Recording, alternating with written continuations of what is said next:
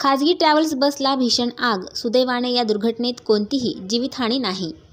पुणे सोलापूर महामार्गावर खाजगी ट्रॅव्हल्स बसला भीषण आग लागली. सुदैवाने या दुर्घटनेत कोणतीही जीवितहानी झाली नाही. मात्र यात बस जळून खाक झाली आहे.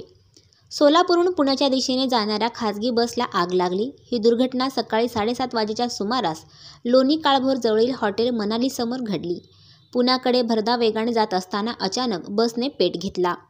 बसच्या चालकाला बसने पेट घेतल्याचे लक्षात येताच प्रसंगावधानाने बस बाजूला घेतली. बस बाजूला घेऊन बसमधील सर्व प्रवासी सुखरूप बाहेर आल्याने मोठा अनर्थ टळला. आग विझवण्यासाठी घटनास्थळावर जवळच असलेल्या वाघोलीच्या अग्निशामक गाड्यासह पुणेचं फायर दाखल झालं. 2 तासांच्या प्रयत्नानंतर अखेर आग आटोक्यात आली. शॉर्ट सर्किटमुळे बसला आग लागली असावी अशी शक्यता वर्तवण्यात येत आहे. सहसंपादक इलाही मुलानी.